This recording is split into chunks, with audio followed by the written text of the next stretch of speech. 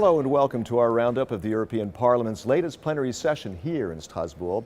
The week saw action on the dramatic developments in Ukraine, on Switzerland's referendum to restrict immigration, on the quest for a European railway system, and on plans for an EU-wide emergency phone system. We begin with Ukraine, from where a European Parliament delegation has just returned. The rapidly evolving situation in Ukraine caught most by surprise. Despite an EU-brokered agreement between the government and opposition, Ukraine's parliament moved even faster to redirect Ukraine on a European track. This after President Viktor Yanukovych walked away from an association agreement with the EU, failed to crush opposition protests in a bloody crackdown, then fled from the capital Kiev. The European Parliament approved a resolution which calls for moves to help stabilize the country. Elmar Brok of the EPP Group is chairman of the European Parliament's Foreign Affairs Committee and has returned from a visit to Ukraine. I think we have to help the Ukrainian people now. We have to avoid the default of the country. The people must have jobs, wages and bread. And here we have to help them in the short term. We have seen that here people fought under danger of their own life for their freedom. They saw Europe as a sign not just for economic situation. They said we would like to live like in Poland or Ireland, in the same conditions for our children. And I think this we have to support. This is a great moral victory also of Europe and the European model. Much remains in question as Europe and its international partners support efforts to hold early elections and establish a reformist government. The financial costs could be high, as well as the risks, as Russia vies to maintain its influence in the former Soviet land. On to Switzerland, where voters have narrowly approved a referendum for tighter immigration controls.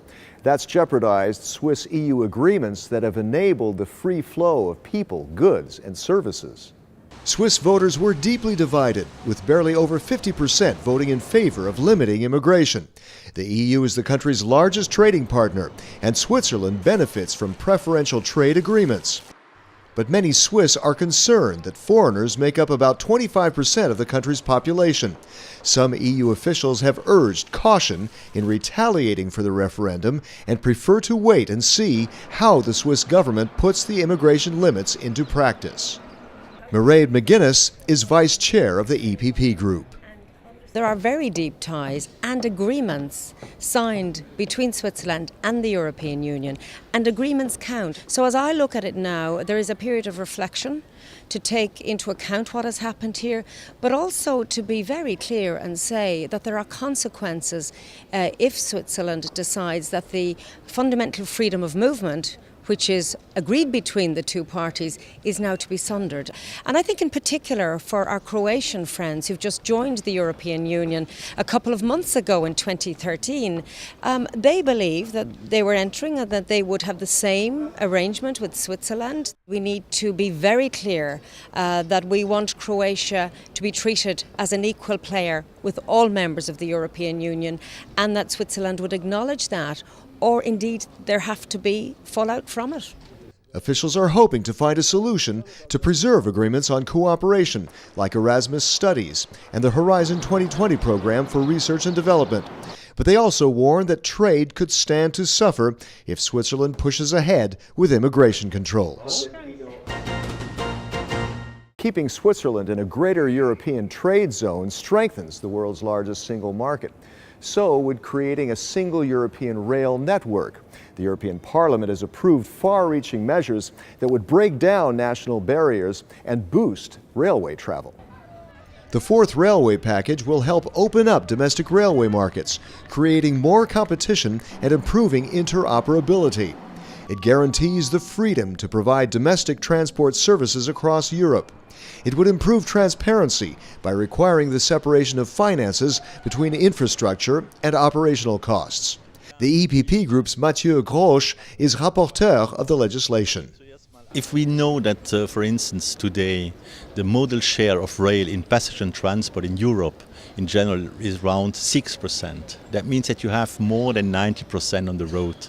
We say if we could increase the efficiency of the rail, we could first create jobs.